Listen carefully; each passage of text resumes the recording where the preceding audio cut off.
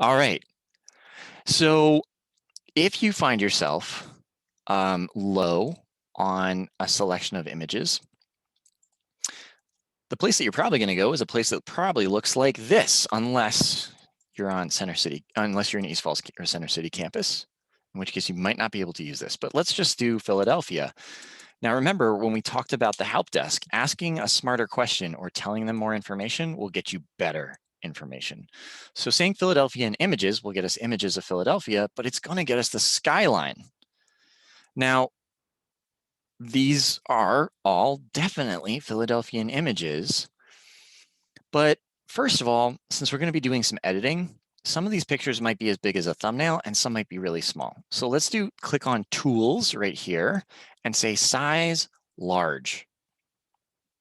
Now we know they're going to be big pictures. So you can see that some of the photos have already changed. As a rule, I try not to use the first row because that's what everybody else is going to pick immediately. And then there's options up here, but don't just go with the options that the city gave you.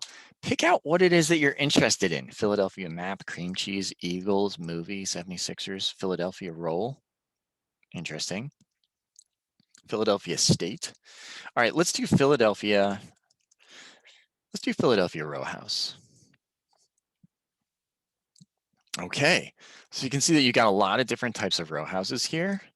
Here's like an entire street of row houses. Here's a 1-point perspective of row houses. Here's a picture flat on to the row houses. Oh, I love this with the awnings. That's nice. Here's more Philadelphia row houses. Let's open this one. I'm going to keep my options open. So I'm going to right click and hit open link in new tab. Right click, open link in new tab. Now, do you guys see how these are kind of funky? It looks like the buildings are falling back on themselves. Or here it looks like the buildings are falling in towards each other. That's because of the way the camera took the picture. The camera was tilted either up at the sky or down at the ground when these photos happened. Whereas in these photos, oh, not that one of City Hall, not that one. This photo, the camera was held flat and parallel to these brick walls. And therefore, we're getting a nice flat picture where it's not distorted up or down. The only distortion we're getting is at these edges. And that makes this a really easy picture to work with. And you'll see why when I flip to it in a moment. Oh, that's one of my favorite houses if it's the one that I think that it is. And maybe this one too. Okay, so now I'm here. And if you hover over it down here, it'll tell you how many pixels it is. 957 pixels by 538. That's a pretty big image, but it could be bigger. So let's say open image in new tab. It also is coming from Philadelphia Magazine, which is a nice reputable place. That's a pretty good sized photo. Save image as, and we'll just name it AAA row house. And we'll close that and we'll look at our other options. So here's another picture of row houses. Interesting. You see this one's 1200 by 800. That's a really nicely sized photo. And this is from Next City, which is a really great site. Let's just see if they have some other better pictures and if there's information on the photographer. It is. It says Matt Rourke. Okay. Let's back up. Open image in new tab. Let's see if it opens the image. Yep. All right. So let's save this image. And it gave me information about the photographer. So I'm going to hold on to that because that's his hard work. So we're going to say Next City Matt Rourke. That's also going to help me find that picture in the future. If I'm like, oh, that's a really good picture. Why did I mess it up?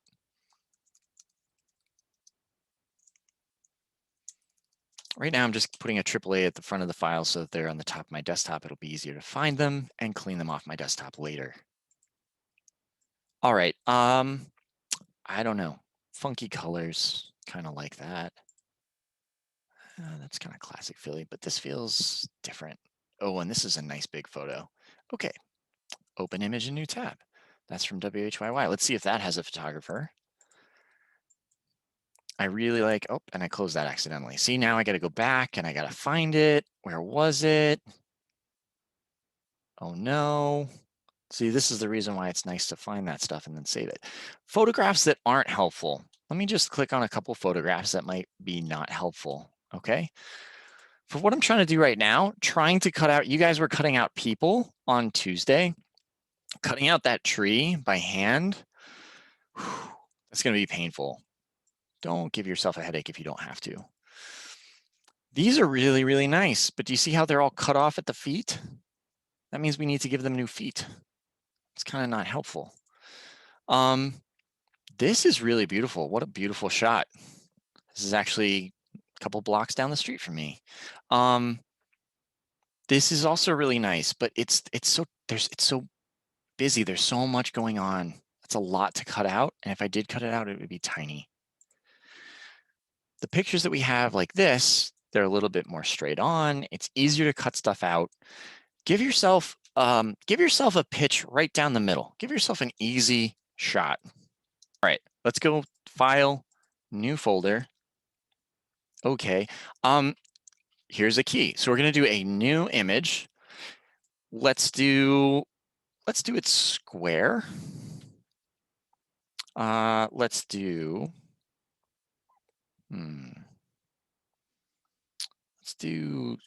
let's say, yeah, 16 inches by 16 inches. That sounds good. And then I always want you guys to work always 300 DPI, or in this case, pixels per inch. They are the same thing. So this is going to give us an Instagram square. The reason why I'm doing this is because when we were trying to organize our photos earlier, we had two types, portrait and landscape. If we do a square, it doesn't matter whether you had portrait or landscape pictures. They'll fit in here because it's not about the format, it's about the space. All right, let's open up those photos that I downloaded.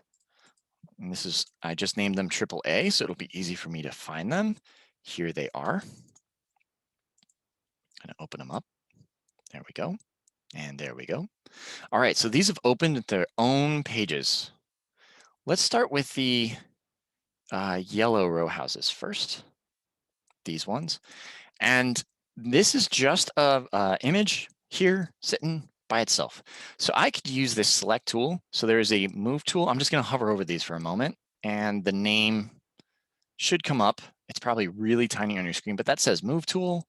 That says rectangular marquee, polygonal lasso, magic wand, crop, eyedropper, healing brush, and we're starting to get into weirder, funkier stuff. Brush tool, clone stamp. We're not going to use those yet. Eraser, not a fan of eraser. Blur, burn. I'll teach you guys how to use these a little bit later, okay? Most of the time, we're going to use move. We're going to use rectangular marquee. Another pro tip, if there's a tiny little triangle in the corner of that tool, if you click on it and hold, more options will open. Now, KP, this is what you accidentally did that got your error. You, not on purpose, probably clicked here, and while you were pulling out, selected elliptical marquee and got that shape. What you need to do is just go back and say rectangular marquee. So remember I told you guys in Photoshop, it's possible to do a single row. The computer will cut out a single row of pixels. There's no way you'll see it, but it'll try to do it. You just want that rectangular marquee. This is my favorite one, which is polygonal lasso. There's another one, polygonal lasso allows you to cut out things in weird, funky shapes. Like that, which is kind of a bummer here. There's a thing called lasso tool, which allows you to cut stuff out in shapes. And if you have like a integrated pen, like with a touchpad, like on an iPad or something, that can be really cool, but I find that it's not worth the hassle. And then there's another one that is evil called magnetic lasso, and it's gonna look so cool because look, it's just gonna automatically cut all that out. But the problem is, you're gonna see that it does a bad job of doing it. Magnetic lasso masquerades as a superhero, but it's secretly a supervillain. I recommend staying away from it while you're a beginner. Now, the reason why I suggested that you use these photographs, which are 1-point perspectives or flat on, is because it's very easy to cut out the elements of the photograph. Check this out. I'm going to take this pink. Nope, we're just going to go yellow. I'm going to take this yellow row house with the rectangular marquee, and I'm just going to cut it out here. Control X. That's universal cut. All right, edit, cut. We're going to go over to our brand new unentitled picture number 1, edit, paste, also known as Control V. And there it is. Now you can see that was a big photograph, but at 300 DPI, we've got all of this space to work on. Now, what I want you to think about is that don't think about this white space as a photograph. Think about it as a piece of paper, a canvas that you're working on. And you'll see that as we paste things on here, it automatically brings it in as a layer. So you don't have to worry about create new layer or going up to a layer or is it locked? This makes it easier for you. All right, this was the yellow row house. So let's double click that name and say yellow row house. And it's going to be tempting not to name it, but trust me, you're going to forget. So just name it. Okay. Now let's just get some more company for this neighborhood. So we're going to go back here to the city row house tour. I really like this cornice line that's here. And I really I want to get that scale figure of this gentleman walking down the street. So I'm going to get the front of this row house and him walking. And let's go all the way to the, yeah, there we go. Need a little bit more. I need a little bit more. So I can either start again. And a lot of Photoshop is like doing it and starting again. Or I can hold the shift button. I'm going to hold the shift button and my cursor is going to change to a plus and I can add little bits and pieces. I can also hold the alternate button and I can minus stuff. I won't spend a lot of time doing that though, because we're going to edit it in Photoshop. Control X, universal cut. There it goes. Go back to untitled, universal paste, Control V. There it is. Oh, and it starts to look like we're going to build ourselves a street. Nice. Let's get one more of those row houses. Oh, I think I had like some kind of Eiffel Tower piece that I promised you guys here. So desktop, AAA.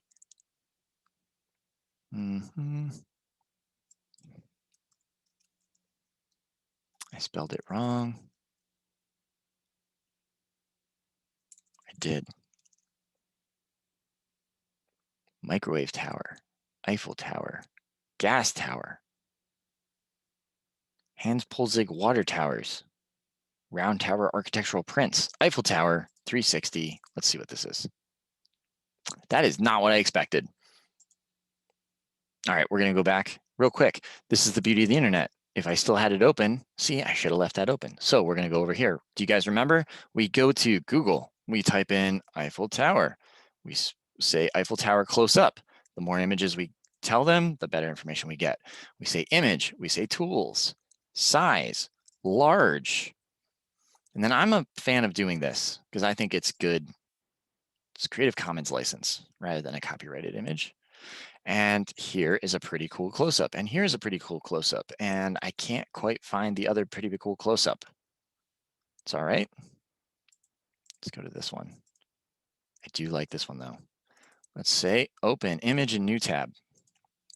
Oh yeah, beautiful. Save image as. This is quite a large image. AAA, Eiffel Tower 1 JPEG. So it is there. And I did spell it wrong. Eiffel Tower 2. Make that small. File open. Oh man, we're coming in on the end of class. Don't worry, I'm gonna make it.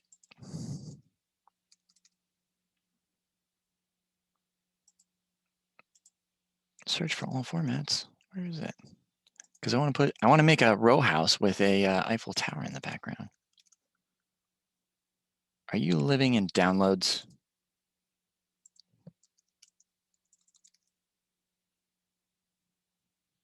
All right, we're gonna do this. I'm still gonna pull it out. We're gonna find the magic here. Okay, I'm also gonna grab this pink row house. I'm gonna say Control Z. Universal undo is Control Z. Come back, yellow. Where are you at? It's time to learn the history menu. Go to Window, click on History.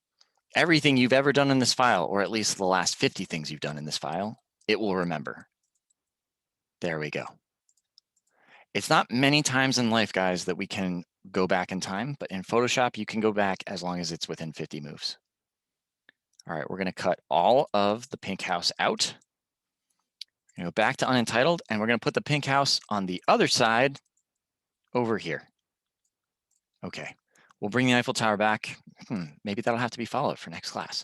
Okay, there's a couple things that are going on here. I wanna tell you about good photos versus almost good photos. So a bad photo, we would have to do so much editing that it would take forever to cut this out. In this photo, all we have to do to cut this out, right? See how it's very clean right here? We can just cut this out. We can even leave this little schnibbly of brick here. I can even follow the lines in the sidewalk to cut this out. Close that piece, Control X to cut. Helps if you're on the right side. There we go. Well, let's call this, let's name these layers before we get too far. Pink house, row house, red man in red t-shirt, man in red t-shirt. Okay, there we go. So you can see the more that we kind of crop this, right? So I can kind of crop this where we kind of like cut out these details, kind of accentuates the brick a little bit. Some of these times I'm just going to cut out like really simple little things. Like we'll zoom in. I'm holding down alternate and using my mouse wheel to work my way in. This is why having a mouse is essential for this class. Control X, universal cutout. All right. And then I'm just going to do it here too. So we're going to chop this out. And I want to show you guys something, pro tip right here. So I'm just going to kind of cut these out. This comes with some practice. You'll get good at this too. I just love how these bricks are, you know, it's like where the row house used to be next door. The memory of it is still there. All right, and Control X, universal cutout. Okay, check this out. You see how we see this hard edge right here? And we know that's where the photograph is. Watch this. I'm going to trace the sidewalk in here and then out. I'm going to trace this line in the sidewalk in here and then out and then out and then down and then out.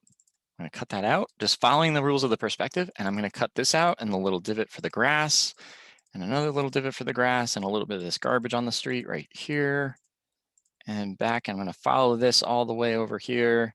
We're not going to keep the We're going to keep that piece of garbage, but not all of the garbage.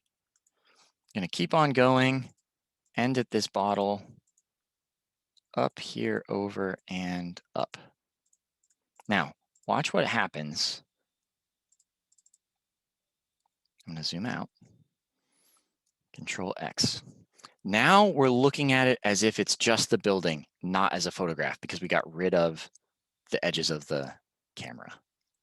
Now, the really, really good pictures that we started with were flat. So if you go back out to the site, and I highly encourage you to do that, I want you to take pictures of like details, textures, building elements, windows, cornices. But when you take those pictures, hold your phone flat and straight to the thing that you're taking the picture of so that you don't induce a perspective. If you induce a little bit of a perspective like this, see how it's tilted? That's okay. We can work around it. If you induce a lot, it's so much work, it's actually better to just take a good picture. If you're downloading a picture, download a high quality picture. Make a note to yourself where you got it in case you need to go back and get it. Also, because later on in the semester, when we reference stuff that we have online, we need to reference it properly. Otherwise, that's plagiarism. And plus, if you need it, it's easier to find it. I'm going to show you guys just a few more tools down here in Edit. So we're going to fix this right now. We're in the Edit window, and this is called Transform. All right, and in Transform, you can get here by hitting Control T. There is Scale, which makes things bigger and smaller. Rotate, Skew, Distort, Perspective, and Warp. There's also Rotate 180, which does exactly what you think it does. Rotates at 180, Control Z, undo. Flip Horizontal, which I love because now the guy's walking the other direction. And you can flip vertical. And this is how we saw AC's picture of Pine Street earlier. That's how AC did her picture of Pine Street. She had some good pictures and then she mirrored them around. Okay, so what we're gonna do right now is first we're gonna rotate. And it's actually telling us what we can do to rotate right now. So I can grab this and I can rotate this. If I hold shift, it will lock in 15-degree increments. And if I just need to rotate it just a little bit, I can actually go up here and type it in. So if you really like to control, you can do it here. Now I'm going to pull down one of these guides by clicking the ruler and pulling it down, giving myself a horizontal line and settling it right there. So we're pretty close. Apply transformation. And now I'm going to do the same thing here with some vertical guides, because right now it looks like this is falling away from these two buildings. So edit, transform, and it seems like a perspective issue, but we're actually going to use distort. Distort allows us to do things one at a time. So I'm going to pull this over until it's straight, over until it's straight. And you guys see how it flattened out? Now check this out. I can also foreshorten it. I can also make it turn into a 1-point perspective. Now, for any image, you can only push it around so much until it breaks. So if you make an image twice as big as it used to be, it'll look gooey. If you make an image really, really weird, it'll look really, really weird. But do you guys see how I'm actually just doing tiny changes? Now check this out. Apply. So I've got 3 different layers. We have the man in the red shirt, the pink house, and the yellow house. So right now, the pink house is on top of the man in the red shirt. The yellow house is underneath the stack here. So let me move that over. Now it looks like they're almost on the same street. I do need to cut out the sky. The pink house looks like it's in front. So I'm going to take the pink house and move it down in the layers. And now it looks like it's behind it. Now there's a couple more edits that I would like to do, right? Like I might need to copy and paste from the man walking, maybe the sidewalk, or maybe I should go out and get a different picture of a sidewalk, because if I keep copying and pasting the sidewalk, it's gonna look like he kept copying and pasting the sidewalk. And is it really about the sidewalk? No, it's about the neighborhood. It's about these doorways. Maybe I should go get another doorway. I do think I am ready to go get the Eiffel Tower and plant it back here. Cut out the sky. I would love to try to test my Photoshop capabilities to see if I could hide that car, or maybe duplicate the yellow house. That might be interesting. I could copy and paste it, or I could duplicate the layer. Let's just say duplicate layer for now. Move. It should be right on top of itself. Oh, there it is. Check that out. That's creepy. Watch this. Edit, transform, just for the heck of it. Most flip horizontal. There. Ooh, it's a weird mirror image. Ooh, and then check this out. We can make it not. See, this is where playing around is fun.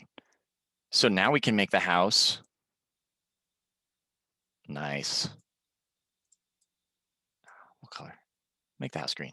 Come on. No, blue. Yeah. Cut out the sky and you won't even know that I changed the color as much. So we can make our own city or our own space out of this. Your homework for today was to take 2 images and try to clash them together. You guys asked really good questions about how to crop, how to use layers.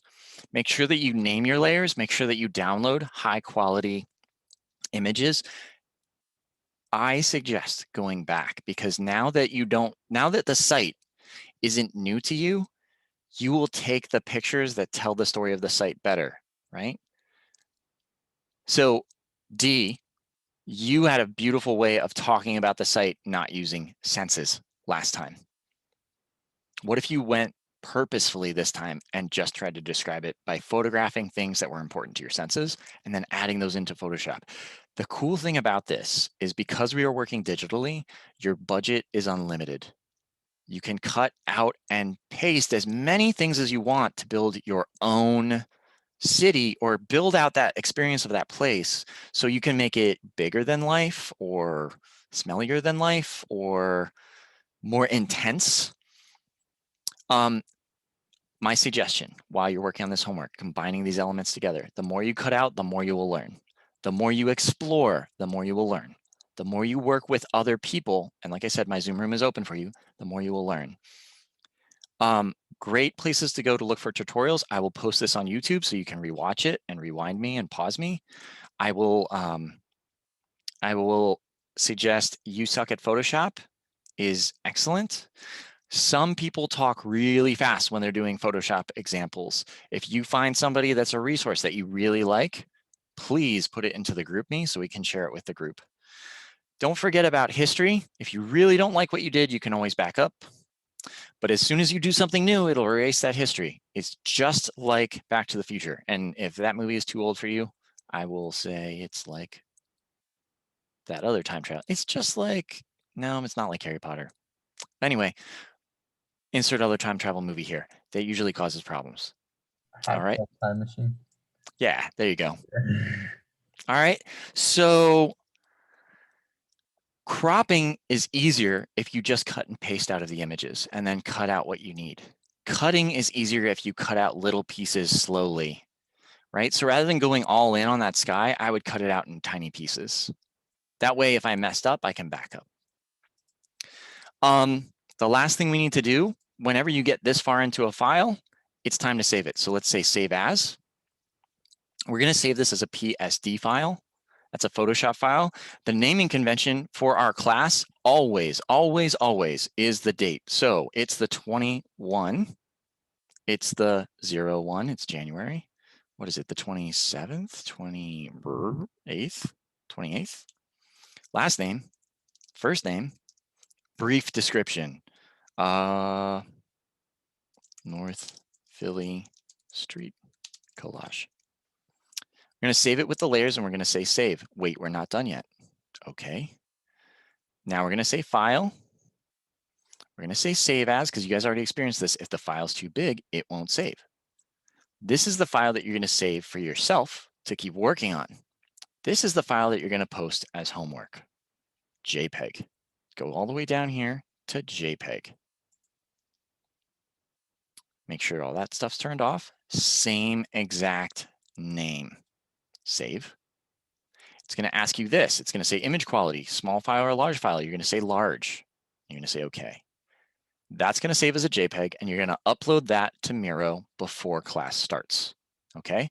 Again, let me say, you're going to save it as a JPEG, file, save as, go down here, JPEG format, not JPEG 2000, just JPEG format, save it as, and upload that before class starts. Not when class is starting, before class starts. OK. Put it in your work area of our Miro group so that we can see it. What's even better is that if you're working, just save a version up there. Number one, it backs up your homework in case something happens to your computer. Number two, I can see it because I'm going to leave the Miro open. And if you have a question, you can type a question to me in my work diamond, or you can group me or whatever, and I can take a look at it. And it's a lot faster and more stable than emailing me. If you email me a file, the spam filter on the university will bounce it back to you. So put it up on Miro. I'm going to stop the recording here so that I can post it. It'll be up in about